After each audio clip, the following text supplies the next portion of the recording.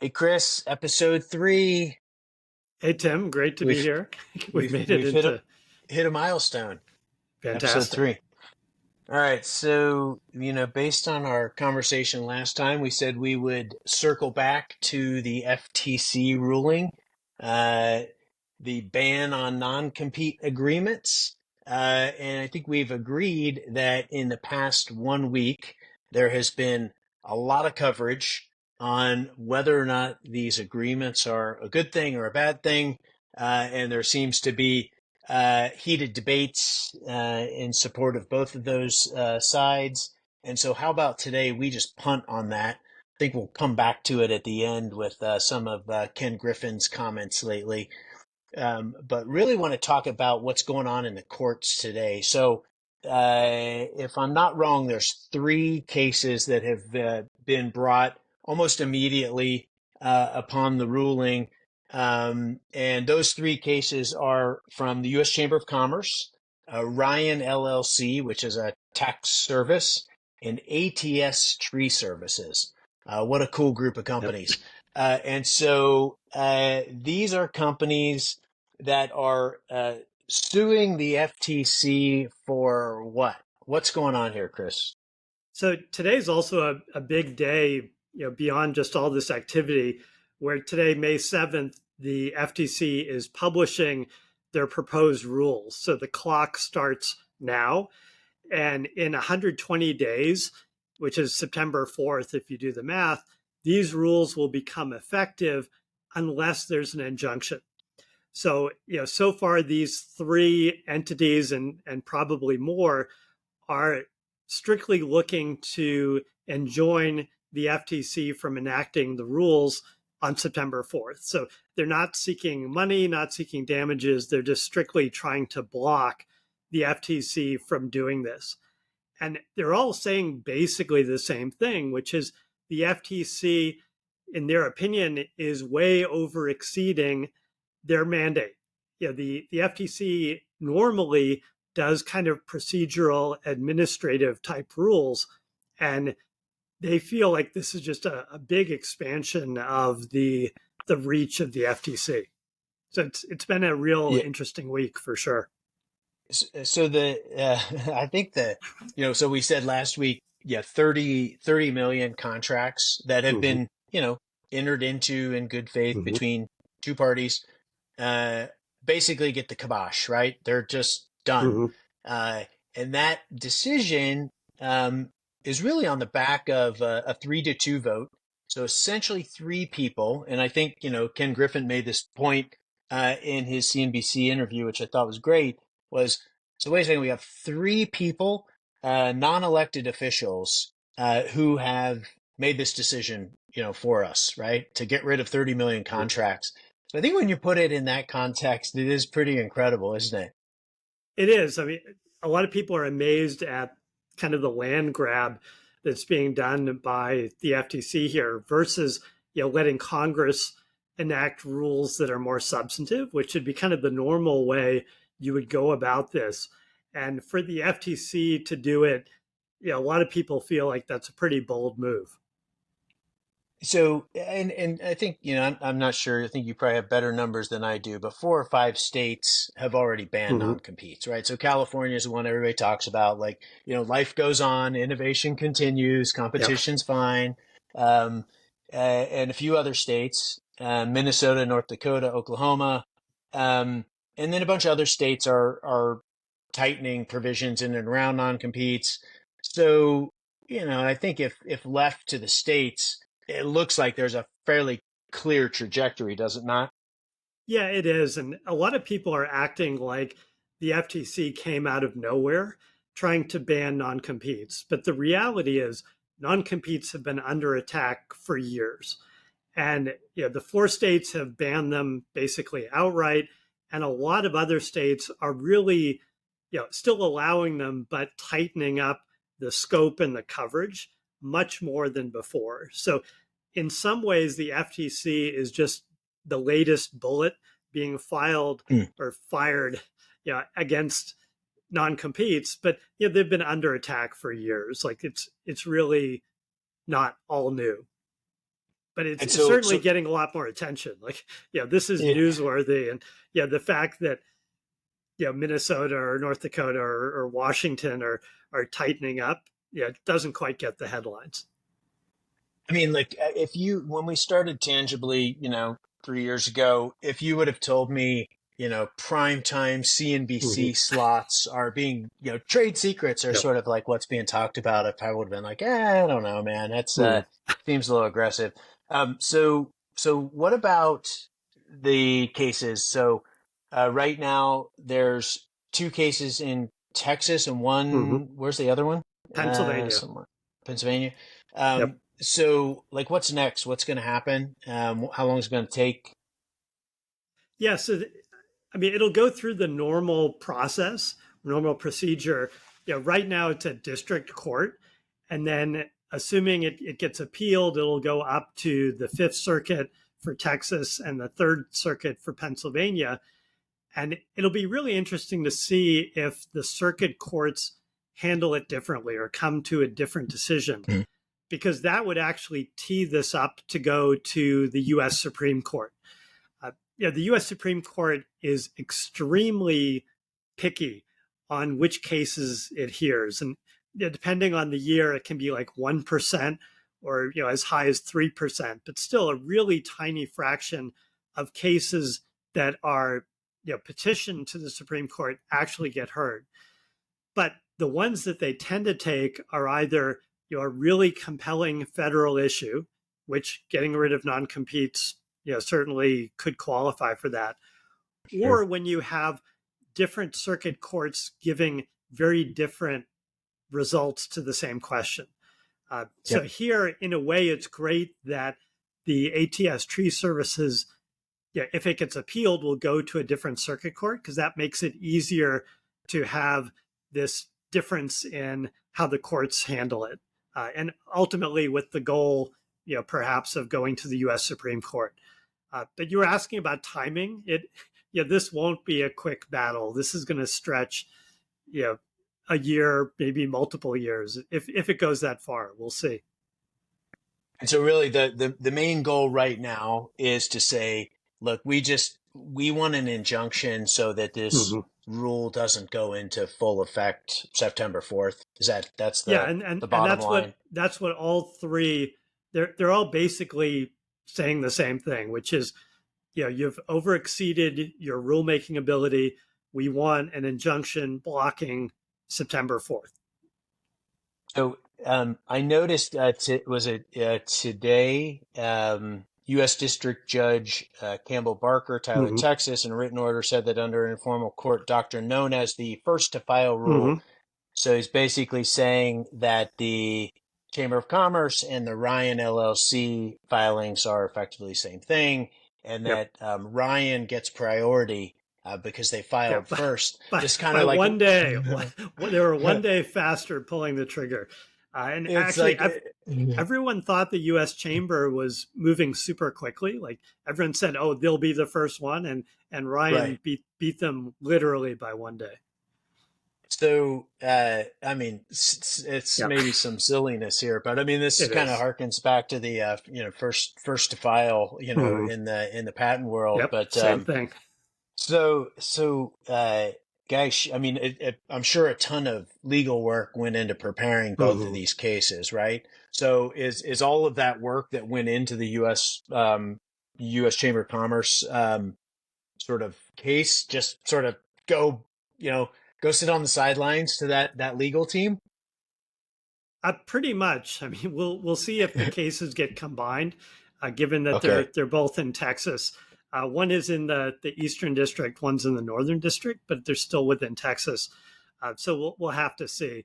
And actually, a lot of the legwork had already been done by one of the dissenting opinions from an FTC commissioner previously, who kind of See. laid out the logic of why, in her opinion, she thought the FTC was reaching too far. So a lot of that initial legwork had already been done by the commissioner, or former commissioner. But yeah, Beautiful. it's this is a wild show to watch, and it seems to change almost by the day, or certainly by the week. All right, we'll keep an eye on it. I'm sure this is not the last time we'll talk about it. Yeah, Okay. not at all. And, Uh, and yeah. again, I think there's a lot of activity at the state Yep. level. And our friend Russell Beck has a great Oh blog yeah. and resources on his Yep. law firm's website. It's Beck, Reed, and Ryden. They're kind of considered, the dominant authority on what's going on in the 50 states. So there's a lot of Yeah. information out there. Again, the FTC, it's not the first; it's just the most visible. Yeah. Yeah. Good shout out to those Mm-hmm. folks. I love their non-compete chart. You can kind of Yep, go and click through it and see and where it all the all makes different sense. yeah, where they Yep. stand. Good stuff. All right, second topic today is Jane Street. So Mhm. this is an ongoing case. Headline from the Financial Times about a month ago, a little Yep. less. Jane Street accuses Millennium Management and two ex-employees of stealing trade secrets. And so this is these are sort of the biggest firms on Wall Street. Why don't you jump in, Chris, and talk a little bit about the fact pattern here? Yeah, the fact pattern is not terribly unique. Where Jane Street had a couple of employees who developed a trading algorithm that was wildly successful, generated tons of profits, and they built Yep. a team of people around 25 or so who actually processed trades using this algorithm and made a lot of money. And then the two guys left Jane Street to join Millennium. Uh, and then kind of the profit from the trading went down at Jane Street, went down by half, within a month of these two guys leaving. So of course Jane It's Street amazing. sued, alleging a lot of different things, including DTSA for trade secret theft, breach of contract, and a bunch of other very normal causes of action. The interesting one is Jane Street as an entity chose not to use non-competes. So in New York City, non-competes still exist. They're okay, but for whatever policy or procedural reasons, they don't use non-competes for their people. So when I first started reading this complaint, I expected non-competes to show up somewhere, but it never does because just as a corporation, they choose not to use them, which was pretty interesting. Yeah, it's But fascinating. you Um, know, yeah, keep going. we've talked before about how if you don't have non-competes, either because you can't use them or in this situation you choose not to use them, you have to protect your trade secrets directly instead of indirectly. And that's exactly what's happening in this litigation. And so I think you mentioned offline. So on the surface from the complaint, it looks like Jane Street um, did everything by the book. They had the IP agreements in place. They had exit Yep. interviews, all the things you would say are Mm-hmm. that's really good hygiene. Yep. Um, and despite that, um, and so here's what sort of we've known about this case obviously for a couple weeks, but when I saw this interview today with Ken Griffin from Citadel, it's really interesting because there a lot of territory was covered in the interview, but one of the things he was arguing was that this FTC decision is a big disaster. Non-competes are critical for the financial services industry. Interestingly enough, Jane Street didn't have one. But what he was arguing, it sounded like to me, was that, um, you know, because there was no non-compete, here's what happened, is that essentially the trade secret or elements of the trade secrets or hints of the trade secret started to come out during the court case. And it was just enough hints for, people skilled in the art, like folks at Citadel, to kind of go, oh, okay, now we understand the algorithm, right? Off we go. Trade secrets, up in smoke. Um, and so when I heard that, I was like, well, doesn't that actually kind of support the idea that a non-compete's not really going to help you there? Isn't this really more about protecting the trade secret itself, the algorithm or series of algorithms, as its own thing, as its own asset. And so, uh, anyway, what do you think about that? And maybe talk a little bit about how those um, elements of the trade secret started to kind of come out during the case, because that's pretty interesting. Yeah, it is. And Jane Street did a lot of things right, or maybe did everything right. Yeah, they had good policies, good forms, good procedures, an amazing IP agreement that was, very thorough. And even the complaint itself. So if you read it, it's redacted like crazy. So there's lots of sentences or half sentences that are just blacked out. And it all has to do with the actual algorithm. Now, apparently, during some of the hearings, it was accidentally leaked out by the defendant's lawyers that the algorithm has something to do with options trading in India. But there was no more detail than that. So the actual algorithm itself, as far as I can tell, is still secret. How did they identify, which options or which price disparities can lead to a favorable trading result hasn't been revealed yet. So the fact that it's in India, I mean, that's some information, but to me, the algorithm still has not been disclosed. And there are mechanisms in court where you can produce confidential information to the court safely. This has been done Yeah, for decades now. sure.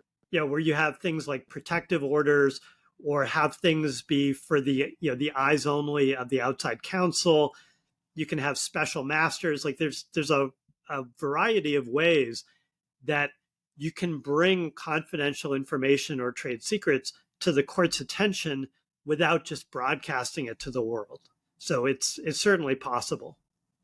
Wow, it's kind of fascinating to hear you say it's the defendant's lawyer that Yeah, it was managed to get some of this stuff out in the open. yeah. So it sounds pretty tenuous to me. But yeah, like when I look at what King Griffin's sort of arguing, it does sort of strike me as though um, it speaks to the broader conversation around these non-competes, which is non-competes aren't like a magical thing that protect your trade secrets, right? Oh, not at all. They control people. Yep. Hmm. And so I would say, if anything, and probably what we're going to find, as this case continues to play out, is like just how well protected were those algorithms? Did they have their own identity, right? How many people of that team of 25 knew the core algorithm, right? Maybe it was just a handful, or maybe it was all 25, or maybe it was the whole firm, right? And so I think when you peel back those layers, you really start to kind of understand, is this thing really a trade secret or not? Well, and I think like the fact that it involved the derivatives market in India, like if I told you that, you couldn't suddenly go make $1 billion profit. And yeah, to me, that's nowhere near enough information. Like they have some way of filtering all of the trade opportunities and intelligently and correctly predicting which ones will be profitable. Yeah. There's a lot more to it than just go to India. Uh, maybe it works particularly well in India. The other interesting thing that I noticed was they're arguing that because Jane Street's profit went down the month after these two guys shifted, Right. somehow that indicates that the trade secret was stolen. And normally you would look at the defendant and say, wow, suddenly they started making a lot more money because of the theft. This one is interesting because it's kind of the other way around, where the plaintiff made less money because of a departure. So there's a lot of interesting things going on in this case for sure. Super. Thanks for that, Chris. That's a great review. And another one to kind of keep an eye on. I think this is, firms this big, Mhm. this prominent on Wall Street, this is going to continue to get headline kind of press. So, Yeah, and what's this up case, next? I mean, this case is Oh, only a couple weeks old, so it's still yeah. just getting out of the gate. And the amount of money involved in these trades, this algorithm, it's a massive amount. This is not small change. This is serious cash here. So both sides are not going to give up easily. So it's Yep. definitely one to watch. Awesome. Okay, let's tie this off with what's coming up next. I think we're going to talk about the ITC. Is that the idea? Yeah, that's the next one teed up. And it's really an interesting topic. So the ITC traditionally is used with patents, but it can also be used with trade secrets as a way of blocking imports of goods into the US. So there's no damages. It's strictly, closing the border to Yep. an offending product entering the US. And it's really good because a lot of people are starting to think of it as an attractive venue for trade secret disputes in addition or as an alternative to the traditional patent one. So again, it's one more arrow for trade secret owners to consider. And it's heating up as a space. It There's been some it really is. interesting cases over the last couple of years, and okay, don't want to go into it now because we'll just keep talking. So That's right. let's tie it off, man. Great episode 3. Take it easy. Thanks, Awesome. Chris. Thanks. We'll talk soon. Later. See ya. Bye. Thanks for listening. A little bit more about us. Tangibly is a platform to help companies identify and protect their trade secrets. It's an end-to-end solution and includes our proprietary AI that was designed to analyze patents and predict underlying trade secrets. Tangibly is used by companies large and small, as well as by law firms. Our investors include Madrona, as well as DLA Piper and Wilson Sonsini. Thanks for listening, and we'll see you next time.